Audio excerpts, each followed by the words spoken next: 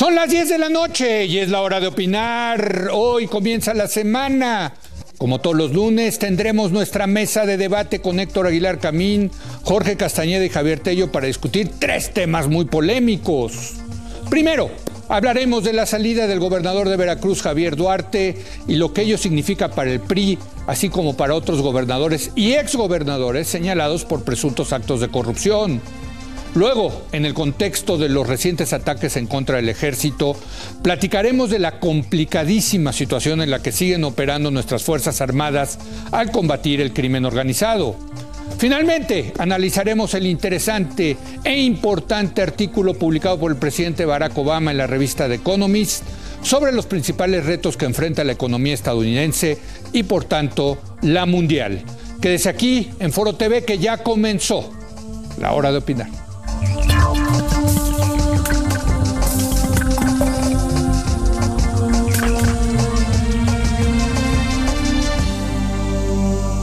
Muy buenas noches, Héctor Aguilar Camín. ¿Qué pasó, Leo? Buenas noches. Javier Tello. Leo, buenas noches. Y Jorge Castañeda desde Nueva York. Jorge, muy buenas noches.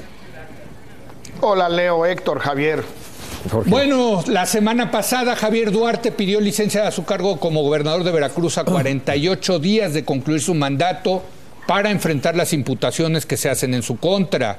Se le acusa de corrupción y malversación de fondos. La Procuraduría General de la República está investigando estos cargos y varias personas ya han sido detenidas en relación con dichos actos. Pero además de estas acusaciones, se trata para muchos de 6 años de pésimo gobierno bajo su liderazgo. Deja a Veracruz en la ruina financiera al ser una de las entidades más endeudadas de México. La situación de seguridad pública también se deterioró durante su administración. Aumentó la criminalidad en el estado y Veracruz tiene hoy la mayor tasa de asesinatos de periodistas del país. Se trata tal vez del gobernador más polémico de México, si bien hay varios otros que compiten por este dudoso honor.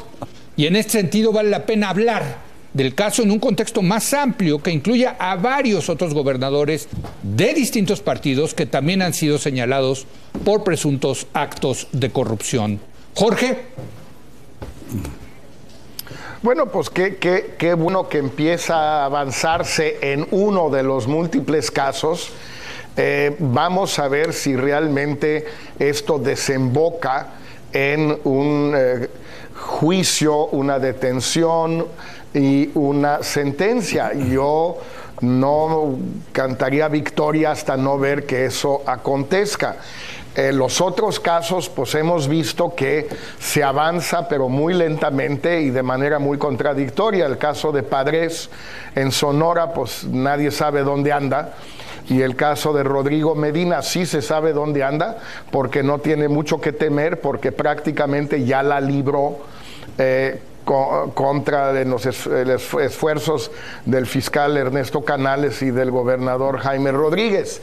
El caso de Duarte es muy interesante porque va a ser clave ver si él quiere ser el chivo expiatorio y aguanta vara y se va al bote 2, 3 años protegiendo a Peña Nieto, o si empieza a soltar la sopa y a platicar del famoso avión de 25 millones de pesos, pero también de todos los demás esfuerzos que obviamente realizó él para apoyar la candidatura de Enrique Peña Nieto en el 2012.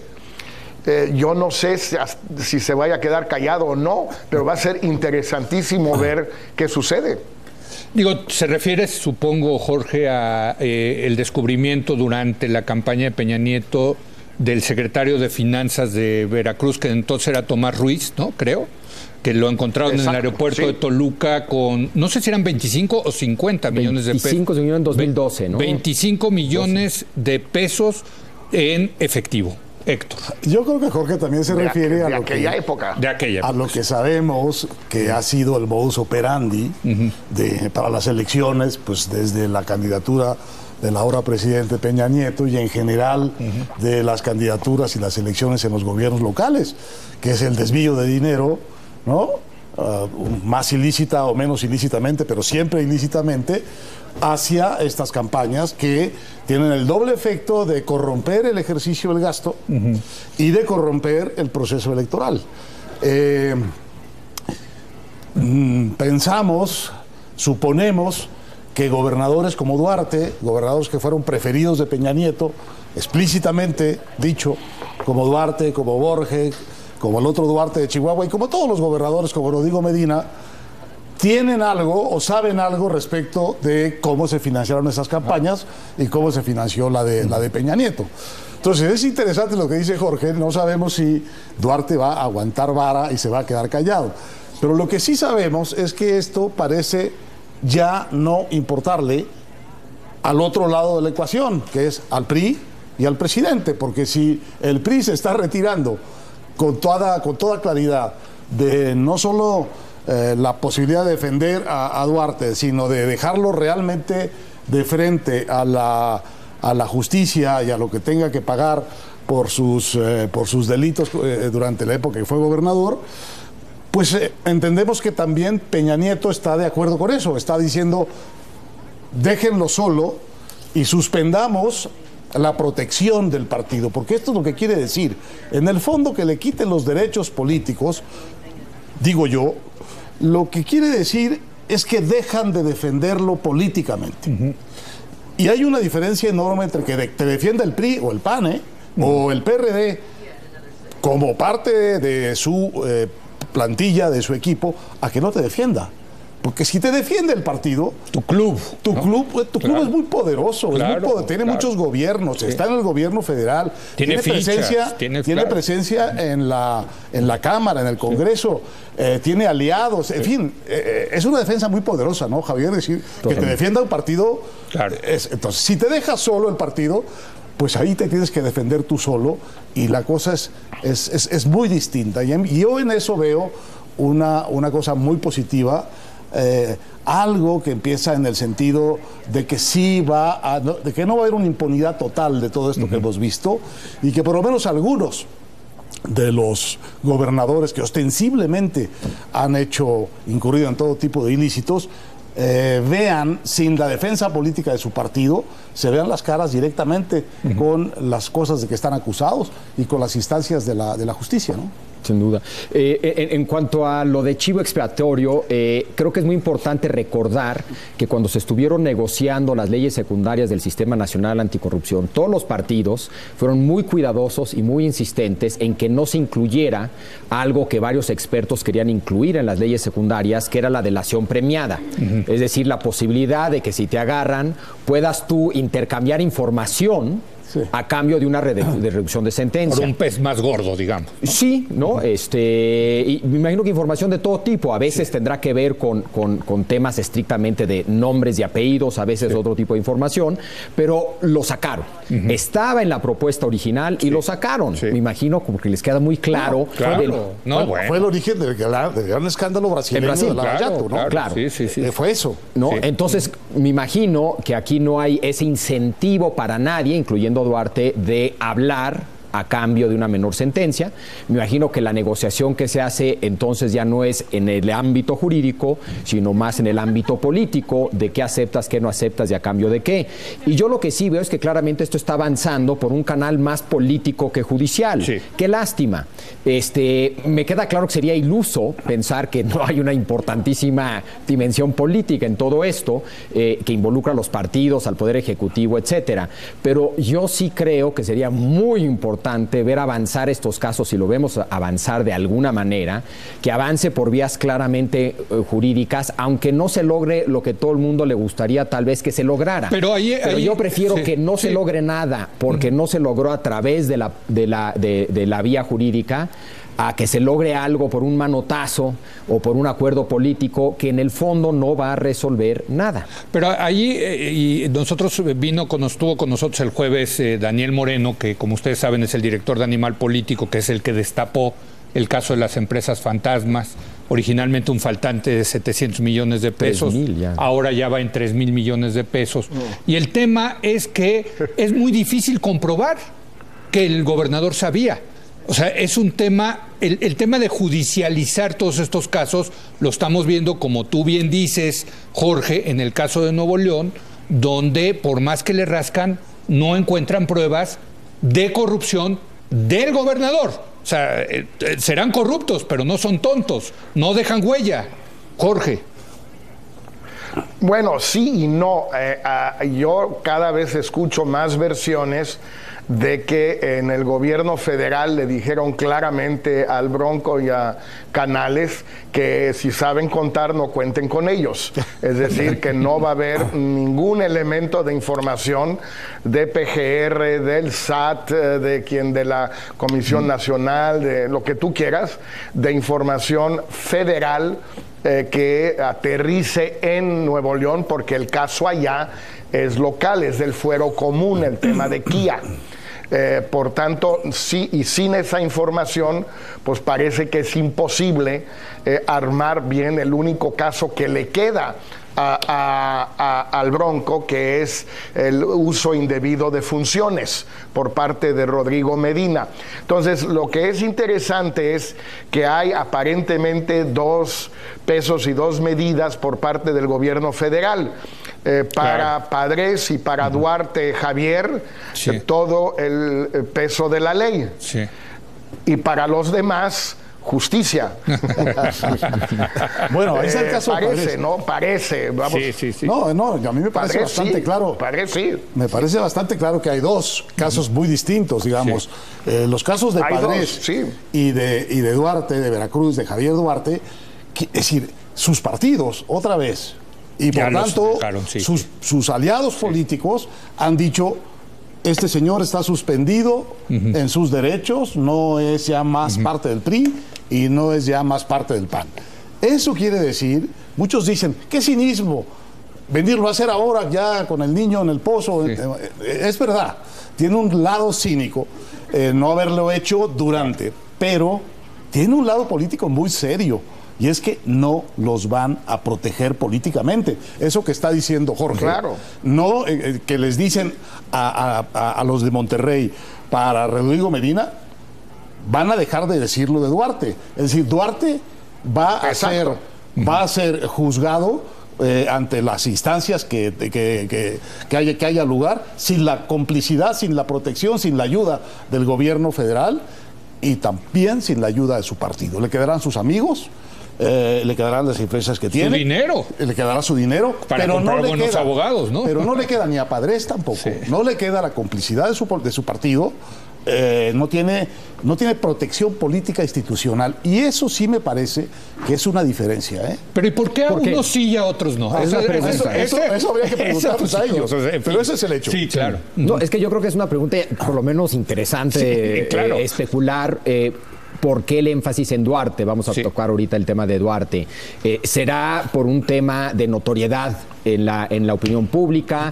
¿Por un tema de, además de presuntos delitos, mal gobierno? ¿Será por la importancia de Veracruz como estado? Todo se están adelantando a lo que pueda sacar Yunes, porque ya dijo Yunes que él tiene toneladas de información, ¿no?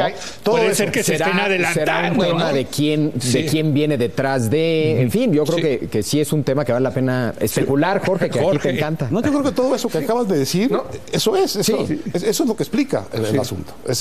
Perdón, Jorge. La individualidad del caso, yo creo que aquí hay un elemento que no podemos dejar de lado, aunque sea altamente especulativo, como todo lo que decimos siempre, que es que el PRI le gustaría recuperar Veracruz para el 18. Claro. Sin Veracruz es una elección muy difícil. La única manera de recuperar Veracruz es también quitando a Yunes del camino. Miguel Ángel Yunes no va a ser candidato en el 18, pero su hijo sí. Y entonces, si Miguel Ángel Yunes sigue siendo gobernador, va a tener una gran ventaja su hijo en esa contienda, sobre todo si incluimos el descrédito de Duarte. En cambio, si se van con todo contra Duarte y con todo contra Yunes padre, para tumbarlo o anular incluso la elección y meter un interino y que ya no gane la elección en automático el hijo de Yunes en el 18, pues ya vemos una lógica política mucho más interesante que simplemente pues es que Duarte fue muy corrupto y pues tenemos que proceder contra la corrupción. Creo que ese es un elemento, pero creo que este conjunto de factores que tienen que ver con Miguel Ángel Yunes, pues también, porque esta es una manera, aunque no haya delación premiada, Javier, y tienes toda la razón, pero si Duarte empieza a despotricar contra Yunes y le saca información de verdad, puede llevárselo entre las patas, ¿eh? Pero otra vez lo que queda en segundo plano es la corrupción. Bueno, otra vez, pero antes de eso, yo creo que aquí en esta mesa ahorita acaban ustedes de dar la explicación del caso Duarte completa. Añadiendo esto último de que Javier Duarte ha salido solo al público, aquí en esta empresa, en una muy buena participación que tuvo con Carlos Loret, a desafiar a Yunes, justamente, y a decirle... Yunes está asustado. Bueno, la reacción de Yunes es, solamente se entiende si lo que dice Jorge es verdad. Claro. Porque sale con un discurso a la defensiva. ¿Cómo lo van a cambiar ahorita? No quieren que llegue. Bueno, pero han dado aquí una explicación, todos los factores. Perdóname, Javier, no. A ver, Javier, Jorge, venga. Por actos. A ver, Javier, ¿cómo te atreves a decir si lo que dice Jorge es verdad? Perdón. Lo que dice Jorge es verdad siempre. Para alusiones. Por favor, a ver, alusiones, perdón. Oye, Javier. Yo creo que explica lo de Duarte. Ahora, lo de Padres. Sí. Lo de Padres también tiene que ver, creo yo, con la visibilidad, ¿no? Y con la impunidad manifiesta de su comportamiento como gobernador. Sí.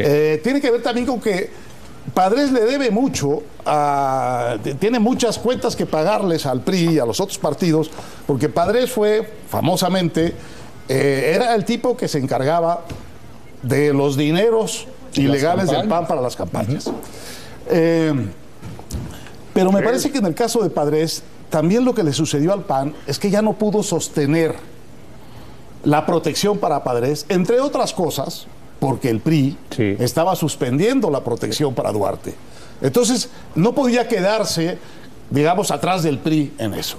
Y porque yo creo que el proceso de Padres iba ya muy adelantado. Yo no sé exactamente qué quiere decir estas órdenes de aprehensión o estas peticiones de detención que hace la Interpol. Pero me parece que eso ya es un paso judicial muy adelante de donde está Duarte. Totalmente. Para efectos prácticos, digamos, Padres en este momento es un prófugo de toda... Pero te voy a decir cuál ha sido la diferencia. De todas las agencias del Interpol que hay. Que Claudia Pavlovich lleva un año como gobernadora de Sonora y ella fue de las que presentó las demandas en contra de Padres, porque el nuevo gobierno llegó y tenía la información para presentar demandas por malversación de fondos, etcétera. O sea, eso no ha ocurrido en Veracruz todavía. Todavía no hay un cambio de gobierno. Esa es la que le están queriendo quitar a Yunes, según lo que dicen ustedes. Y yo creo que explicaron muy bien. Si lo que Jorge dice. Muy bien. Si lo que Jorge dice es cierto. Síguele. Y lo de Padres es porque ya no era sostenible. Sí. Sin altos costos políticos para el país. Claro. Sí. Ahora lo que no ven son... Perdón. No, adelante, Jorge, adelante. No, simplemente para eso que decía Héctor, la nota roja de Interpol solo la puede pedir PGR. Por definición es el gobierno federal que ahí sí interviene. Por definición.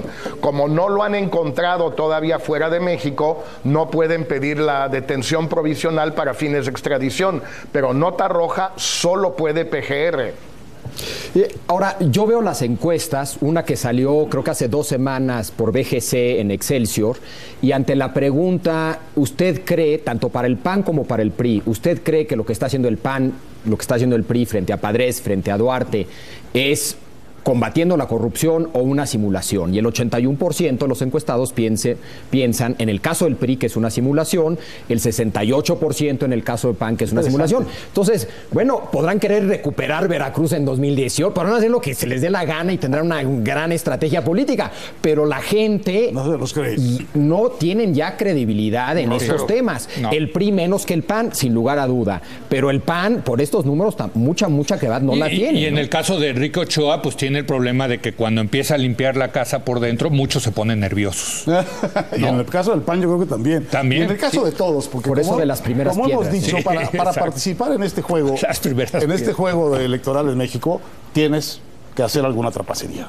No se puede no hacer alguna trapacería. Entonces, está bien. Porque es una simulación, muy bien. Porque están tratando de engañarnos, muy bien. Pero el hecho es que hay 2 gobernadores que no estaban desprotegidos en este momento desde el punto de vista político por sus partidos, por sus aliados, por sus casas, y están teniendo que enfrentar solos acusaciones muy serias en las instancias judiciales. Eso, independientemente de si es una simulación o no, a mí me parece un síntoma interesante y esperanzador, en el sentido de que parecería que estamos dando algunos pasos concretos hacia lo que una inmensa mayoría de los ciudadanos quiere, que es que se suspenda la impunidad y que haya castigos efectivos. Así es. Bueno, vamos a hacer una breve pausa y vamos a regresar a analizar la muy complicada situación en la que siguen operando nuestras Fuerzas Armadas al combatir el crimen organizado en el contexto de los recientes ataques en contra del ejército. Que es aquí en Foro TV, que continúa la hora de opinar.